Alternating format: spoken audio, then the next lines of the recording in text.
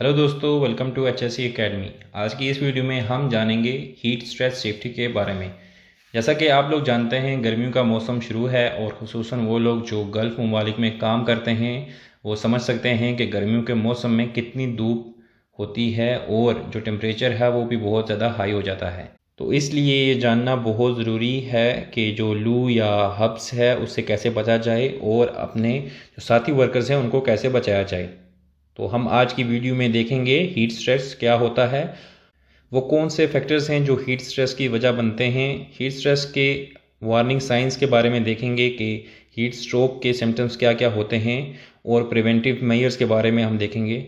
सबसे पहले हम देखेंगे कि हीट स्ट्रेस होता क्या है। दोस्तों, आप लोगों को पता होगा कि हमारी बॉडी में एक इंटरनल नेचुरल कूलिंग मैकेनिज़्म होता है जो हमारी बॉडी के टेम्परेचर्स को 36.5 डिग्री सेल्सियस से 37.5 डिग्री सेल्सियस के दरमियान मेंटेन करके रखती है। मतलब कि हमारी जो कोर बॉडी है उसका टेम्परेचर 36.5 से 37.5 डिग्री के दरमियान होता है। लेकिन अगर किसी रीज़न से हमारी बॉडी इस टेम्परेचर को मेंटेन करने में फेल हो जाती है तो हमारी जो कोर बॉडी का टेम्परेचर है वो बढ़ने लगता है। तो हीट स्ट्रेस होने के चांसेस होते हैं इसी कंडीशन में। तो यही सब के बारे में हम डिटेल में इस वीडियो में देखेंगे। अब देखेंगे कि आपके वर्क प्लेस पे कौन कौन से ऐसे फैक्टर हो सकते हैं जिससे हीट इलनेस के चांसेस हो सकते हैं। तो पहला होता है हाई टेम्परेचर एंड ह्यूमिडिटी। आपके वर्क प्लेस पे हाई टेम्परेचर और ह्यूमिडिटी की वजह से हीट स्ट्रेस के चांसेस हो सकते हैं। कोई वर्कर अगर डायरेक्ट सन एक्सपोजर में काम कर रहा है या फिर बहुत ही ज़्यादा हीट में काम कर रहा है जहाँ पर कोई शेड वगैरह नहीं है तो वहाँ पर हीट स्ट्रेस होने के चांसेस होते हैं। ऐसी लोकेशन जहाँ पर लिमिटेड एयर मूवमेंट है, बहुत कम एयर का मूवमेंट होता है या बिल्कुल नहीं होता, तो ऐसी जगह पर टेम्परेचर बढ़ने के चांसेस रहते हैं जिसकी वजह से हीट इलनेस के चांसेस बढ़ जाते हैं। बहुत ही बल्कि हैवी प्रोटेक्टिव क्लोथिंग और इक्विपमेंट को पहन लेना ये भी हीट स्ट्रेस की वजह हो सकती है। एक्सटेंडेड शिफ्ट मतलब कि एक्स्ट्रा काम करना, ओवर टाइम करना, तो ये भी एक हीट स्ट्रेस की वजह हो सकती है। बहुत ही हैवी क्लोथिंग पहनकर काम करना जिससे आपकी बॉडी का टेम्परेचर बढ़ता रहे, तो ये भी एक रीज़न है। फिर है हैवी वर्क, तो जितना हैवी आप काम करोगे आपकी बॉडी उतनी ही ज़्यादा हीट अप होगी, तो हैवी वर्क भी एक फैक्टर हो सकता है हीट स्ट्रेस का। अब देखेंगे कौन कौन से लोग हैं जो सबसे ज़्यादा रिस्क पे होते हैं हीट स्ट्रेस के। तो ऐसे बहुत से लोग हैं, तो चलो देखते हैं। एक्सेसिव बॉडी वेट, जिन लोगों का ज़्यादा वेट होता है, जिसकी बॉडी में ज़्यादा फैट होता है, उन लोगों को हीट इलनेस होने का ज़्यादा रिस्क होता है। लैक ऑफ न्यूट्रिशंस और स्किपिंग मील, जिन लोगों में न्यूट्रिशन की कमी होती है या फिर वो लोग टाइम टू टाइम खाना नहीं खाते या दिन में कोई मील या लंच वगैरह स्किप करते हैं या डाइटिंग या फास्टिंग पे होते हैं, इनको ज़्यादा चांसेस होता है हीट स्ट्रेस होने का। प्रीवियस हीट इलनेस रिकॉर्ड, पिछला कोई रिकॉर्ड है हीट स्ट्रेस का, तो उनको भी ज़्यादा चांसेस होते हैं हीट इलनेस होने के। अगर कोई ऐसा वर्कर है जो साइट पर नया आया है, इसको एक्सट्रीम हीट में काम करने का तजर्बा नहीं है, तो ऐसे वर्कर्स को हीट इलनेस होने के चांसेस ज़्यादा रहते हैं। ऐसे लोग जिनकी एज 4 साल से कम और 40 साल से ज़्यादा होती है, तो ये लोग भी ज़्यादा वल्नरेबल होते हैं हीट स्ट्रेस के लिए। जिन लोगों को पहले से ही कोई हेल्थ इशू हैं जैसा कि डायबिटीज़, लीवर इशू या फिर किडनी इशू और हाई ब्लड प्रेशर वगैरह जैसी बीमारियां होती हैं, तो ऐसे लोगों को भी हीट इलनेस के इश्यूज़ रहते हैं। लैक ऑफ स्लीप, तो रात के टाइम अगर अच्छे से आप सो नहीं सके या नींद पूरी नहीं की, तो जब आप काम पे आते हैं और हीट में काम करते हैं तो आपको हीट स्ट्रेस का रिस्क रहता है। अल्कोहल कंजम्पशन, तो ऐसे लोग जो शराब वगैरह ज़्यादा पीते हैं वो भी हीट स्ट्रेस का शिकार हो सकते हैं। जो लोग किसी रेगुलर मेडिसिन का इस्तेमाल कर रहे हैं, तो मेडिसिन का ओवर कंजप्शन करना या ओवर डोज लेना, वो भी जो लोग हैं हाई रिस्क पे आते हैं। लो साल्ट डाइट, तो वो लोग जो नमक का बहुत कम इस्तेमाल करते हैं या फिर नहीं करते, तो वो लोगों को भी रिस्क ज़्यादा रहता है हीट स्ट्रेस का। और वो लोग जो फ्लूइड कम पीते हैं, यानी कि पानी या एनर्जी ड्रिंक नहीं पीते या कम पीते हैं गर्मियों के मौसम में, तो उनको भी रिस्क रहता है हीट स्ट्रेस का। अब हम हीट स्ट्रेस इलनेस के बारे में देखेंगे कि कितने स्टेप्स हो सकते हैं हीट स्ट्रेस इलनेस के। पहला होता है माइनर रिस्क, जिसमें हीट रैशेस होते हैं या फिर फटीग होती है, यानी गर्मी की वजह से थकावट महसूस होती है, तो ये एक वार्निंग साइन होता है हीट स्ट्रेस का। अगला जो होता है वो है मीडियम रिस्क, तो इसमें हीट स्ट्रेस जिसमें हीट क्रैम्प माइल्ड डिस्कम्फर्ट होता है पैरों या फिर पेट में क्रैम्प होने लगते हैं तो ये एक खतरे की अलामत है और मीडियम रिस्क की कैटेगरी में आता है। अगला हाई रिस्क है जिसमें हीट एग्जॉशन और हीट स्ट्रोक होने के चांसेस होते हैं जिससे फैटेलिटी या मौत भी हो सकती है। तो ये 3 कैटेगरीज होती हैं हीट स्ट्रेस इलनेस की, लो, मीडियम और हाई रिस्क। अगर आप हॉट इन्वायरमेंट में काम कर रहे हैं तो क्या क्या आपकी हेल्थ पे इफ़ेक्ट हो सकते हैं। सबसे पहले आता है डिहाइड्रेशंस।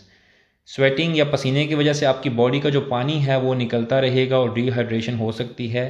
मसल क्रैम्प हो सकता है, जैसे आपकी बॉडी में पसीने की वजह से जो नमकियात की कमी होती है उसकी वजह से मसल क्रैम्प होने के भी चांसेस रहते हैं।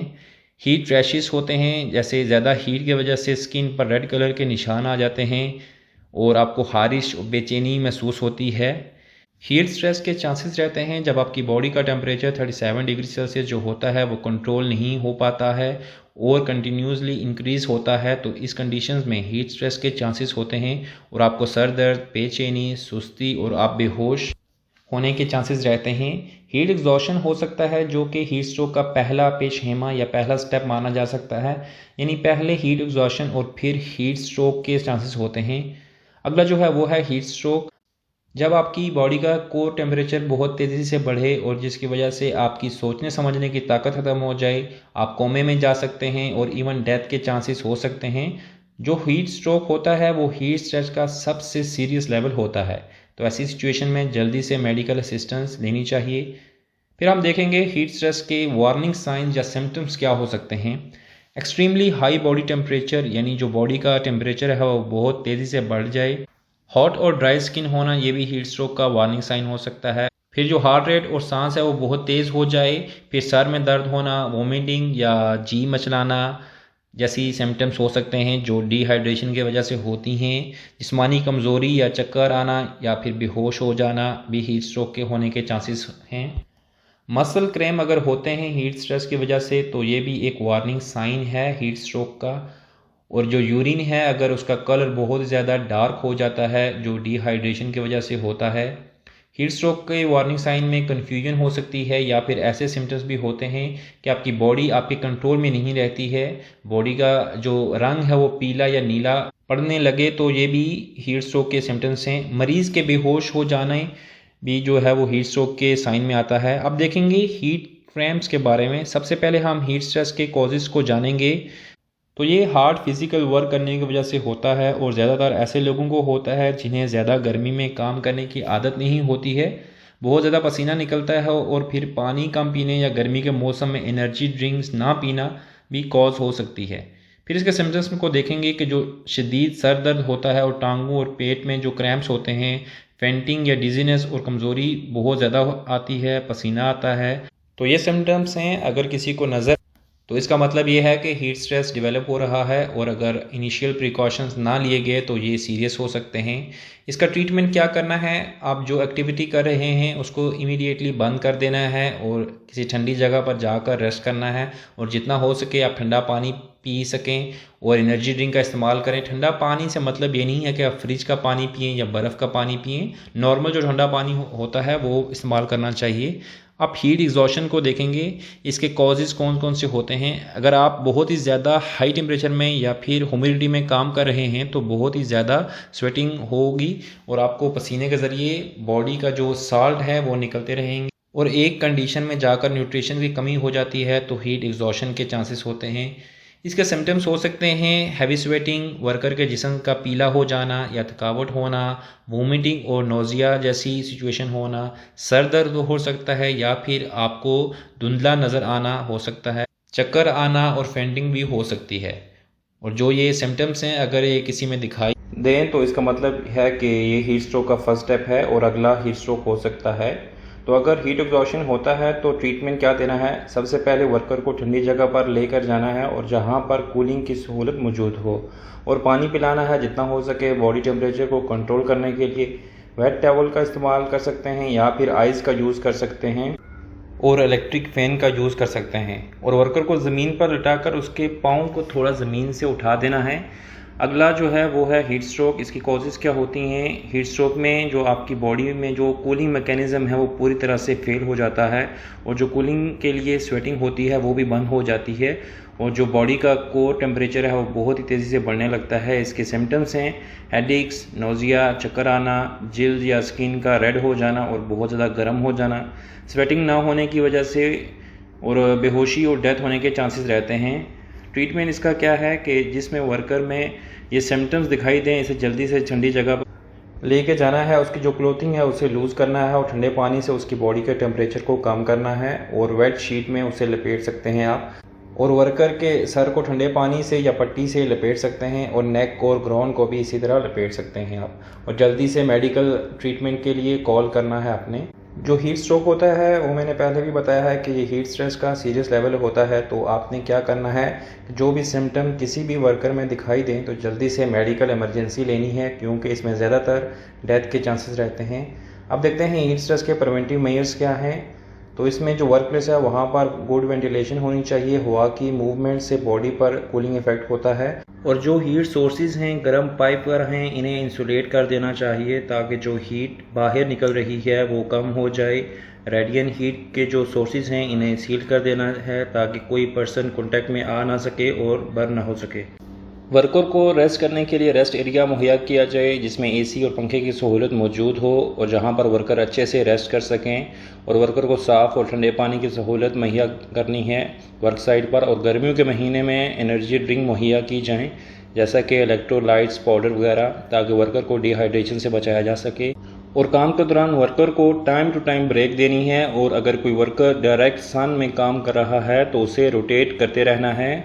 और एक बात याद रखें, यूएई और सऊदी अरेबिया में 15 जून से 15 सितंबर तक 12 बजे से लेकर दिन 3 बजे तक वर्कर का डायरेक्ट सन में काम करना ममनू है। और गर्मियों के दौरान वर्कर को लूज़ और लाइट कपड़ों का इस्तेमाल करना है और लाइट कलर के कपड़ों पहनने हैं। और वर्कर को शेड प्रोवाइड करना है अगर काम डायरेक्ट सन में है तो। और अगर वर्क प्लेस पर नेचुरल वेंटिलेशन नहीं है तो वहाँ पर पंखे प्रोवाइड करने हैं ताकि वेंटिलेशन होनी चाहिए। फिर वर्कर को अप्रोप्रिएट पीपीई मुहैया करनी है जो अकॉर्डिंग टू हीट स्ट्रेस होनी चाहिए। और हाजर आइडेंटिफिकेशन करनी है कि कहाँ पर हीट स्ट्रेस हो सकती है। और जो वर्क स्केड्यूल है इन्हें मॉडिफाई करना है। अगर हो सके तो वर्क एट नाइट करना है ताकि हीट स्ट्रेस को अवॉइड किया जा सके। फिर जो हीट स्ट्रेस के सिम्टम्स हैं और साइन हैं इन्हें मॉनिटर करना है वर्कर्स के दरमियान और इमरजेंसी रिस्पांस प्लान्स को प्रिपेयर करना है और इम्प्लीमेंट करना है अगर वर्क प्लेस पर कोई हीट स्ट्रेस इंसिडेंट होता है तो। फिर वर्कर और सुपरवाइज़र के लिए अवेयरनेस प्रोग्राम चलाएं ताकि वो हीट स्ट्रेस से अवेयर हो रह सकें। टाइम टू टाइम वर्कर को ट्रेनिंग मुहैया करनी है हीट स्ट्रेस के बारे में। और आखिर में आपको ये 3 वर्ड को ज़रूर याद रखना है, वाटर, रेस्ट, शेड। अगर ये 3 चीज़ें आप फॉलो करते हैं तो हीट स्ट्रेस को आप कंप्लीटली प्रिवेंट कर सकते हो। तो दोस्तों, उम्मीद करता हूँ आपको इस वीडियो की मदद से अच्छे से समझ आ गया होगा कि हीट स्ट्रेस क्या है, इसकी कॉजेज़ क्या हैं, इसके सिम्टम्स क्या हैं और हम हीट स्ट्रेस को कैसे प्रिवेंट कर सकते हैं। तो मिलते हैं अगली वीडियो में एक नए टॉपिक के साथ। तब तक के लिए अपना ख्याल रखें और गर्मियों के मौसम में अच्छे से पानी पिएँ। Good bye.